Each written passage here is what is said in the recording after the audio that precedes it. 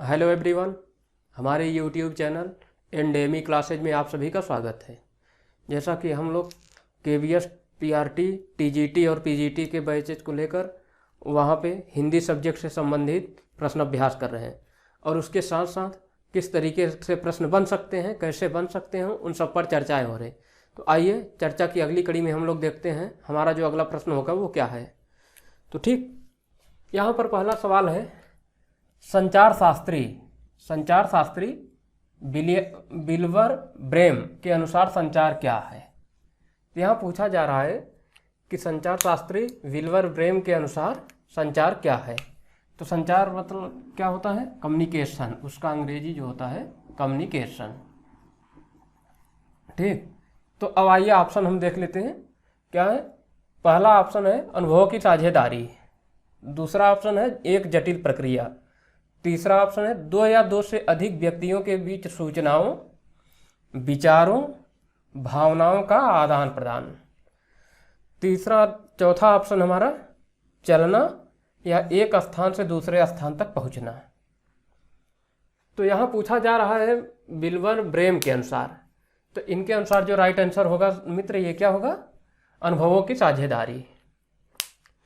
अनुभवों की साझेदारी का मतलब ये है कि संचार जो होता है, संचार कुछ अनुभव होगा आपके पास। मान लीजिए हमारे पास ही कुछ अनुभव होगा, थोड़ी सी जो जानकारी हमारे पास होगी, उस जानकारी को बेहतर ढंग से आप तक शेयर कर रहे हैं, पहुंचा रहे हैं। यानी कि ये जो साझेदारी है, इस साझेदारी के माध्यम से हम आप कुछ बेहतर कर सकें, आप अपनी परीक्षा में बेहतर कर सकें, हम आपको अच्छा कुछ डिलीवर कर सकें। ये क्या है? एक साझेदारी है, कोऑपरेशन है। तो विल्बर ब्रेम के अनुसार उनके कहने का मतलब ही यही है कि संचार क्या है? अनुभवों की साझेदारी। ठीक, तो राइट आंसर हमारा जो होगा वो ये होगा। तो अब हम देख लेते हैं ये संचार क्या है। तो संचार क्या है? संचार एक जटिल प्रक्रिया है। क्या है? जटिल प्रक्रिया। जटिल प्रक्रिया का क्या मतलब है? जटिल प्रक्रिया का मतलब है कि ये जो संचार है, जो हमारा आपका कन्वर्सेशन है, जो बातचीत है, विचार है, जो भाव हैं, जो अभिव्यक्ति है, वो किसी न किसी माध्यम से डिलीवर हो रहे हैं, आप तक पहुंच रहे हैं। उसमें मीडियम हो सकता है कि जैसे ये हमारा कैमरा है, हमारा सिस्टम है, हम इनकोड कर रहे हैं, यानी कि जो संदेश भेज रहे हैं, जो मैसेज हम दे रहे हैं, जो यहाँ से मैटर दे रहे हैं, वो आपके पास किस तरीके से पहुँच रहा है, और जो पहुँच रहा है वो उसी तरीके से आप रिसीव कर पा रहे हैं कि नहीं पा रहे हैं, यानी उसको डिकोड कर पा रहे हैं कि नहीं कर पा रहे हैं। यानी ये एक पूरा सिस्टमेटिक है, चरणबद्ध तरीके से, इसलिए ये क्या है? एक जटिल प्रक्रिया है। तो संचार क्या है? एक जटिल प्रक्रिया है। ये भी मामला ठीक है। फिर कह रहा है अगला ऑप्शन क्या कह रहा है? दो या दो से अधिक व्यक्तियों के बीच सूचनाओं, विचारों, भावों का आदान प्रदान है। तो बिल्कुल बात है, एक हम हो गए, एक आप सब हो गए। इनके बीच में क्या हो रहा है? जो भाव है, विचार है, अभिव्यक्ति है, जो ये हमारा केवीएस से संबंधित मैटर है, इसका क्या हो रहा है? आदान प्रदान हो रहा है, कन्वर्सेशन हो रहा है, उस पर बातचीत हो रही है। तो यही क्या है? आदान प्रदान है। तो ये भी क्या है? सही है। ठीक, चौथा क्या है? चलना या एक स्थान से दूसरे स्थान तक पहुंचना। तो ये चीज़ें जो हम पढ़ा रहे हैं, जो बता रहे हैं, जो समझा रहे हैं, ये क्या हुआ? हाँ, जब यहाँ से हमारे पास से आप तक जा रहा है तो ये एक यात्रा तय कर रहा है। हाँ, ये जो यात्रा है यही क्या है? एक जगह से दूसरी जगह तक इसका जाना है। ठीक, तो इस तरीके से जो संचार की एक परिभाषा निकल के आएगी, क्या होगी? संचार अनुभवों की साझेदारी है, एक जटिल प्रक्रिया है, दो या दो से अधिक व्यक्तियों के बीच सूचनाओं, विचारों एवं भावनाओं का आदान प्रदान भी है, ये एक जगह से दूसरे जगह तक पहुंचने का माध्यम है। ठीक, आइए अब अगले क्वेश्चन की ओर चलते हैं हम लोग। अगला क्वेश्चन क्या कहता है? अंतःवैयक्तिक। अंतःवैयक्तिक को इंग्लिश में क्या कहते हैं? इंट्रापर्सनल। इंट्रापर्सनल। और अंतर्वैयक्तिक। अंतर्वैयक्तिक क्या है? इंटरपर्सनल। इंटरपर्सनल। ठीक, इन अंतःवैयक्तिक और अंतर्वैयक्तिक में प्रमुख अंतर पूछ रहा है, क्या होता है? तो ऑप्शन देख लेते हैं पहले। अंतःवैयक्तिक में स्रोत और प्राप्तकर्ता, स्रोत यानी जो सेंडर होता है, ठीक, प्राप्तकर्ता यानी रिसीवर, एक ही व्यक्ति होता है। कौन होता है? एक ही व्यक्ति होता है। अंतर्वैयक्तिक में दो व्यक्ति आमने सामने संचार करते हैं। ठीक, थर्ड ऑप्शन दे रहा है ए बी दोनों सही है, इनमें से कोई नहीं। तो सबसे पहले ऑप्शन देख लेते हैं, राइट आंसर जो होगा वो ए बी दोनों होगा। अब अंतर्वैयक्तिक क्या होता है? अंतर्वैयक्तिक का मतलब ये है कि जैसे हमारी कुछ भावनाएं हैं, हमारे कुछ फीलिंग्स हैं, हमारे कुछ विचार हैं, उन विचारों को अपने ऊपर ही हम आत्मसात कर ले। जैसे पूजा करना, किसी धर्म सभा में जाना, ये सब क्या है? इबादत करना, प्रार्थना करना, ये सब अंतर्वैयक्तिक है। यानी हमारी खुद की अपनी अप्रोच है, हमारे खुद के अपने भाव हैं, इसमें दूसरे का कोई इंटरफियर नहीं है। यानी कि जो मीडियम है वो हमारा गॉड है, और उसी गॉड के सामने हम अपने से ही अपनी बातों को, अपने विचारों को, अपनी भावनाओं को व्यक्त कर ले रहे हैं, हाथ जोड़ के या आदाब करके या किसी तरीके से कुछ भी करके अपनी फीलिंग्स अपने अंदर ही हम उसको कन्वर्सेशन कर ले रहे हैं। तो ये क्या हुआ? अंतर्वैयक्तिक हो गया, इंट्रापर्सनल। और अंतर्वैयक्तिक में क्या होता है कि अंतर्वैयक्तिक में जैसे हम हैं, आप हैं, इसके बीच में एक मीडियम है। अब हम आप कुछ चीज़ें आपको भेज रहे हैं, जैसे मान लीजिए यही मैटर हम आपको भेज रहे हैं, तो ये क्या हुआ? इसको हम इनकोड कर रहे हैं, यानी जो लिख रहे हैं ये इनकोड हुआ, यानी मैसेज एक है, ये मैसेज हो गया एक। इसको हमने क्या किया? लिखा, तो ये इनकोड करेगा। इनकोड कौन करेगा? सेंडर करेगा। सेंडर यानी भेजने वाला। ठीक, उसके बाद मीडियम के माध्यम से आप तक पहुंचेगा। आप क्या करोगे? उसको रिसीव करोगे। रिसीव करने वाले को क्या कहते हैं? डिकोड कहते हैं। तो आप डिकोड करोगे, यानी मैसेज को पढ़ोगे। ये जो मैटर है इसको आप पढ़ोगे, समझोगे, सुनोगे, देखोगे कि कैसा मैटर है, हाँ आपके काम की चीज़ है कि नहीं है। उसके बाद इतना ही नहीं, आप देखने के बाद एक फीडबैक देंगे। फीडबैक के रूप में यही देंगे कि हाँ सर, जो आप दे रहे हैं, जो बता रहे हैं, जो समझा रहे हैं, जो पढ़ा रहे हैं, वो अच्छा है। ठीक, अगर नहीं अच्छा है तो भी आप जो है बताएंगे कि सर नहीं, ये प्रॉब्लम है, ये चीज़ें ऐसे नहीं ऐसे हैं, ये कमियां हैं। तो ये क्या हुआ? फीडबैक। इस तरीके से पूरी एक चरणबद्ध श्रृंखला है, उसी श्रृंखला से होकर गुजरना होता है। तो ये जो प्रक्रिया है ये क्या होता है? इंटरपर्सनल होता है, मतलब अंतर्वैयक्तिक में क्या होता है? दो या दो से अधिक व्यक्तियों के आमने सामने आदान प्रदान होता है, विचारों का कम्युनिकेशन होता है। ठीक, तो इस तरीके से जो राइट आंसर होगा वो क्या होगा? बी। तो ये रहा इंट्रापर्सनल और रहा इंटरपर्सनल। ठीक, आइए हम आगे देखते हैं अगला सवाल। हमारा अगला सवाल क्या है? कह रहा है कि भारत का पहला समाचारवाचक माना जाता है। भारत का पहला समाचारवाचक माना जाता है, तो ऑप्शन क्या है? पहला संजय है, दूसरा नारद, तीसरा गरुड़, चौथा कबूतर। तो ये जो संचार प्रक्रिया है इसका कैसे विकास हुआ, कहाँ से इसका शुरुआत हुआ, संचार के हमारे पास आज वर्तमान में तकनीक कहाँ पहुँची है, क्या क्या माध्यम है, कैसे कैसे माध्यम है, जो एक दूसरे तक जो सूचनाओं का पहुँच है, इन्फॉर्मेशन का, वो कैसे पहुँचता है। तो ये जो पूछा जा रहा है पहला समाचारवाचक, तो ये बहुत पुरातन काल की बात है, ऐतिहासिक काल की बात है।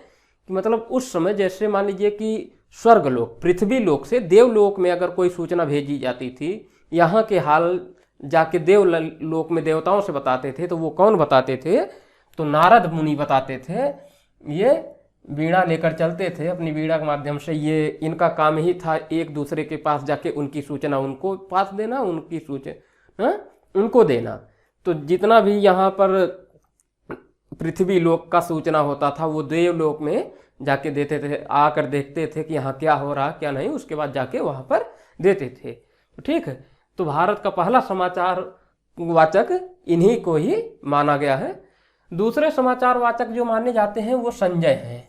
ये संजय कौन है? ये जब महाभारत की लड़ाई हो रही थी, महाभारत की लड़ाई हो रही थी, और ये लड़ाई कितने दिन चली थी? 18 दिन, 18 पर्वों में, और 18 अक्षौहिणी सेना थी। अक्षौहिणी सेना के बीच 7 पांडवों की सेना थी, 11 कौरवों की सेना थी। ठीक, तो जो महाराज धृतराष्ट्र थे, जिनके पुत्र कौन थे? दुर्योधन। ठीक, कौरवों की जो सेना थी उनके पिता धृतराष्ट्र अंधे थे, वो देख नहीं सकते थे, और उनकी पत्नी महारानी गंधारी। तो तो ये दोनों महल में रहते थे, ठीक। तो उन्हें जो है शाम को जब युद्ध समाप्त हो जाता था तो ये संजय जाकर सारी कथा सुनाते थे महाभारत की कि आज लड़ाई में क्या हुआ, कौन जीता, कौन हारा, कौन मारा गया, कौन जिंदा बचा, कौन सी सेना मजबूत थी, कौन सी सेना कमजोर थी, किसके सेनापति कौन थे, पांडवों के कौन थे, कौरवों के कौन थे। तो ये सारा कथा जाके किसको सुनाते थे? संजय सुनाते थे महाराज धृतराष्ट्र को, महाराज धृतराष्ट्र को, और साथ में महारानी गांधारी को। तो भारत के जो दूसरे कथावाचक माने जाते हैं वो कौन माने जाते हैं? संजय माने जाते हैं। तो इस तरीके से जो राइट आंसर हमारा होगा वो क्या होगा? बी होगा, ठीक। आइए हम अगला सवाल देखते हैं। अगला सवाल कहता है कि पत्रकारिता के मुख्य पहलू है। तो पत्रकारिता क्या होती है? पत्रकारिता का मतलब ही होता है उसमें संपादक होते हैं, एडिटर होते हैं, एडिटर मतलब संपादक ही हुए, और उसमें कुछ वो पत्रकार होते हैं। तो पत्रकार क्या करता है कि सोर्स ऑफ इंफॉर्मेशन, सूचनाओं का जो स्रोत है और जो सूचना है उसका क्या करता है? कलेक्शन करता है। उसके बाद वो सूचना पहुंचती है कहाँ? एडिटर के पास, संपादक के पास। सह संपादक होते हैं, उप संपादक होते हैं, इस तरीके से एक चेन होती है। तो वहाँ पहुँचती है तो फिर उसमें से काट छाँट की जाती है कि कौन सी सूचना पब्लिश करने लायक है, कौन सी नहीं। और जो सूचना पब्लिश करने लायक है तो वो कितनी पब्लिश करनी जाएगी, वो कहाँ पे उसको जगह दी जाएगी, फ्रंट पेज पे दी जाएगी कि अंदर सूचना दी जाएगी कि थोड़े बड़े पेज में दी जाएगी। मतलब ये देखा जाता है उसमें कि उसका जो सूचना है उसका महत्व क्या है, एक बड़े एरिया को प्रभावित कर रहा है या एक किसी छोटे एरिया को प्रभावित कर रहा है, जन समुदाय से जुड़ा हुआ कैसे है। तो इस तरीके से पहला जो काम होता है, तो पत्रकारिता के मुख्य पहलू पूछे जा रहे हैं। तो जब पहला ऑप्शन क्या है? समाचारों को संकलित करना। बिल्कुल सही बात है। सबसे पहले समाचारों का संकलन होता है। संवाददाता होते हैं तो वो संवाददाता क्या करते हैं? जगह जगह जाके जहाँ पे जो घटनाएं घटित होती हैं अच्छी या बुरी, उसको क्या करते हैं? कलेक्ट करते हैं। फिर कलेक्ट करके आता है स्टूडियो में या फिर प्रेस के अंदर। तो वहाँ पे एडिटर क्या करता है? उसको वरीयता देता है, रेफरेंस देता है। तो दूसरा क्या हो? संपादित कर छापने लायक बनाना। तो सही बात है, संपादक के पास पहुँचेगा, वो उसको एडिट करेगा, काटे छाटेगा, उसके बाद उसको ढंग की बनाएगा, उसके बाद छापेगा, फिर छाप कर पाठक तक पहुँचाना। बिल्कुल भाई, सारा कुछ तो इसीलिए हो रहा है ना कि जितने भी सोर्स ऑफ इंफॉर्मेशन हैं उनको कलेक्ट किया जाएगा। कलेक्ट करने के बाद उसको छपेगी, छपने के बाद प्रिंट होगी, प्रिंट होने के बाद क्या होगी कि वो डिस्ट्रीब्यूट की जाएगी न्यूज़पेपर के माध्यम से, टीवी चैनलों के माध्यम से, किसी न किसी तरीके से, सोशल मीडिया, तमाम आज तो सोर्सेस बहुत हैं, तो उन्हीं के माध्यम से आम जन तक पहुंचाया जाएगा। तो जो इसका राइट आंसर होगा क्या हो जाएगा? डी, अर्थात सभी सही है। नेक्स्ट सवाल देख लेते हैं। संचार क्या है? संचार क्या है? संचार शब्द की उत्पत्ति किस धातु से हुई है? तो संचार क्या है? संचार का अर्थ ही होता है समधन चार। समधन चार बराबर संचार, ठीक। तो इस तरीके से इसकी जो धातु है संस्कृत के चर धातु से बना है। तो इसका जो राइट आंसर होगा वो क्या होगा? बी, ठीक है। अगला क्वेश्चन देखते हैं हम लोग।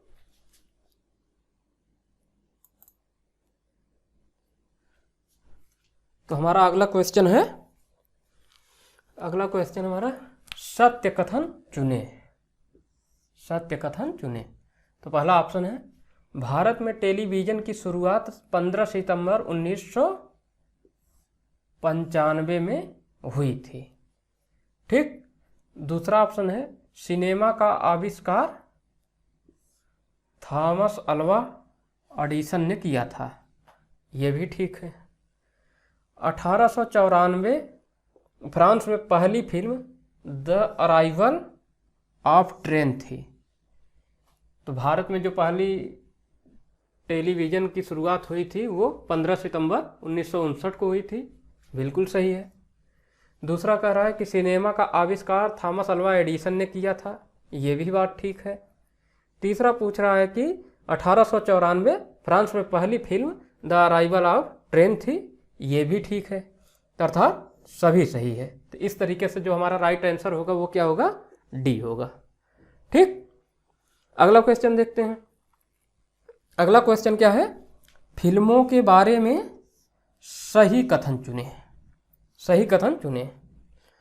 तो फिल्मों के बारे में दिया हुआ ऑप्शन क्या दे रहा है, राजा हरिश्चंद्र जो 1913 में बनी थी, पहली मूक फिल्म थी, पहली मूक फिल्म थी।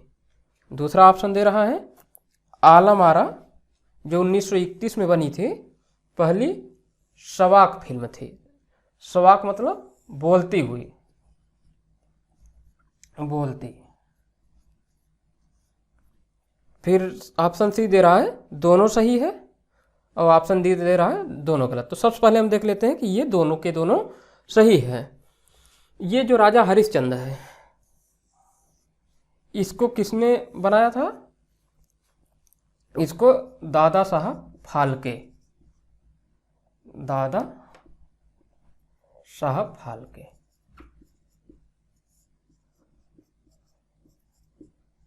ये भारत की पहली फिल्म थी। जब भारत में फिल्म निर्माण होने लगा तो दादा साहब फाल्के ने पहली फिल्म बनाई, और वो पहली फिल्म कौन थी, वो पहली फिल्म थी राजा हरिश्चंद्र। और राजा हरिश्चंद्र कैसी फिल्म थी, मूक फिल्म थी, यानी बिना बोलती हुई, बिना आवाज के, मूक फिल्म,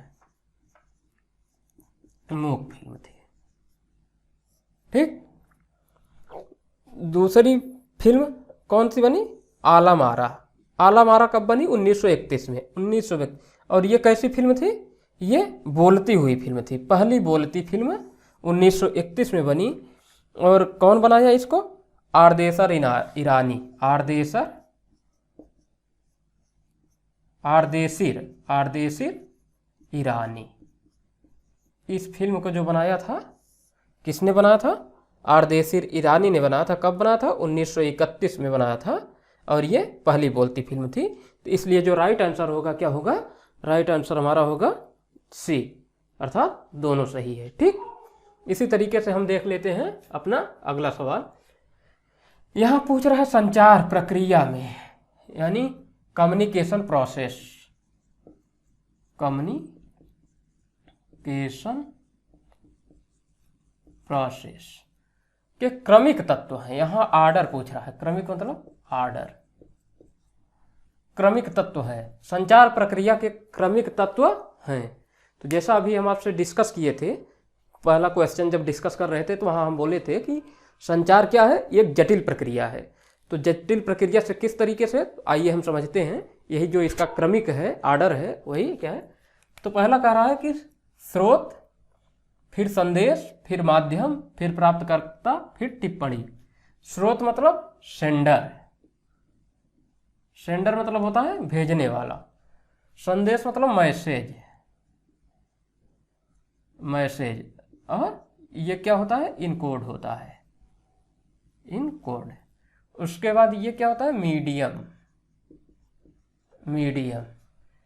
प्राप्तकर्ता मीन्स रिसीवर, रिसीवर क्या करता है, डिकोड करता है। और ये क्या हुआ, फीडबैक। ठीक, तो स्रोत क्या होता है, जैसे स्रोत सेंडर, सेंडर पहले क्या करेगा, मैसेज को इनकोड करेगा, यानी लिखेगा। उस इनकोड को करने के बाद क्या होगा, कोई एक माध्यम होगा, उस माध्यम के माध्यम से वो भेजेगा, सेंड करेगा। सेंड करेगा तो किसके पास जाएगा, रिसीवर के पास, प्राप्तकर्ता के पास। प्राप्तकर्ता क्या करेगा, उसको डिकोड करेगा, यानी उसको पढ़ेगा, पढ़ेगा फिर समझेगा, समझ के फिर वो क्या करेगा, उत्तर देगा, टिप्पणी करेगा कि हाँ जो आपने हमारे लिए मैसेज भेजा था, जिस काम के लिए भेजा था, जो आपकी ज़रूरतें थी, हमारी जो ज़रूरतें थी वो ठीक है, पूरी हो गई, हाँ ठीक है। इसका मतलब संतोषजनक। ये पूरा एक चैनल है, ये एक पूरी प्रक्रिया है, स्टेप्स हैं। इसी स्टेप से जो हमारा कम्युनिकेशन होता है, विचारों और भावनाओं का जो आदान प्रदान होता है, वो इसी तरीके से पूरा होता है। इसीलिए क्या कहा जाता है, संचार एक जटिल प्रक्रिया है। तो इसका जो राइट आंसर होगा वो पहला ही है, बाकी सब आगे पीछे करके दिए गए हैं। तो इनमें से ना तो बी है ना तो सी है। ठीक, तो ये आपके लिए बहुत इंपॉर्टेंट सवाल है, ये हर जगह पूछा जाता है। ये चाहे सीटेट हो, सी सेट हो, वहाँ भी पूछा जाता है, नेट जेआरएफ में भी पूछा जाता है, आपके केबीएस में तो रहेगा ही रहेगा। ठीक, उसके बाद इस तरीके से भाषा एवं अभिव्यक्ति में तो पूछा ही जाता है, उसका तो पार्ट ही है। तो इस तरीके से जो राइट आंसर होगा वो क्या होगा? स्रोत, स्रोत के बाद संदेश, संदेश के बाद माध्यम, माध्यम के बाद प्राप्तकर्ता, प्राप्तकर्ता के बाद टिप्पणी। ये इसके क्या है? प्रमुख कंपोनेंट हैं, स्टेप्स हैं किसके? कम्युनिकेशन के। ठीक, इसलिए जो इसका राइट आंसर होगा वो क्या होगा? ए होगा। ठीक, नेक्स्ट क्वेश्चन देखेंगे। पत्रकारिता, पत्रकारिता के बारे में सही चुनिए। अब सही चुनिए। तो पत्रकारिता क्या होती है, आइए हम देख लेते हैं। भारत में इसकी शुरुआत कैसे हुई और कहाँ से हुई और कब हुई। तो भारत में पत्रकारिता बात की जा रही है, ये दोनों भारत के ही संदर्भ में बात की जा रही है। भारत में 1780 ईस्वी में बंगाल गजट, बंगाल गजट ये किसके द्वारा संपादित की गई थी? ऑगस्ट हिक्की के द्वारा, ऑगस्ट हिक्की। और ये कहाँ से निकाली गई थी? ये कलकत्ता से निकाली गई थी। और ये किस भाषा में थी? तो ये अंग्रेजी भाषा में थी। ठीक, तो पहला सही है। दूसरा कह रहा है भारत 1826 उदंड मार्तंड, कलकत्ता से ये भी पब्लिश हुई थी। तो उदंड मार्तंड क्या थी? ये हिंदी पत्रिका थी। और इसके जो संपादक थे कौन थे? पंडित जुगल किशोर शुक्ल, जुगल किशोर शुक्ल। और ये कैसी थी? तो ये साप्ताहिक थी। कैसी? साप्ताहिक थी। तो ठीक, ये दो महत्वपूर्ण पत्रिकाएं हैं जहां से भारत में पत्रिका का आविष्कार हुआ, जहां से भारत में पत्रिकाओं का संपादन शुरू हुआ। तो पहली पत्रकारिता थी बंगाल गजट, जिसके संपादक थे ऑगस्ट हिक्की, अंग्रेजी में थी। और ये इसका नाम था बंगाल गजट, ये कलकत्ता से संपादित हुई थी, प्रकाशित हुई थी। दूसरी थी उदंड मार्तंड, भारत से 1826 ईस्वी में और कलकत्ता से प्रकाशित हुई थी। और इसके संपादक थे पंडित जुगल किशोर शुक्ल, और ये साप्ताहिक थी और हिंदी भाषा में थी। तीसरा कह रहा है कि बंगाल गजट जो था वो अंग्रेजी में थी और उदंड मार्तंड जो थी वो हिंदी में थी। तो ये हम आपको बता ही दिए। तो ये सही भी सही, सी भी ठीक है, इसलिए ऑप्शन जो होगा वो क्या होगा? डी। इस तरीके से जो हमारा राइट आंसर हुआ क्या हुआ? डी।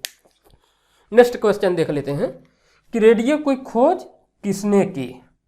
जी मार्कोनी, एडिसन, दादा साहेब, सभी।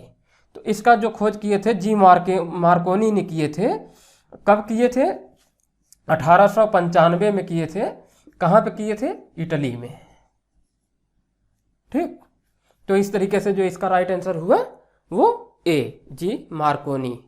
ठीक, तो इस तरीके से आज प्रश्नों की श्रृंखला में हम इतने प्रश्नों का देखें, उसको हल भी किए और उसकी विस्तृत व्याख्या भी किए। अगले क्वेश्चन के साथ फिर हम अगले क्लास में मिलेंगे। तब तक के लिए नमस्कार।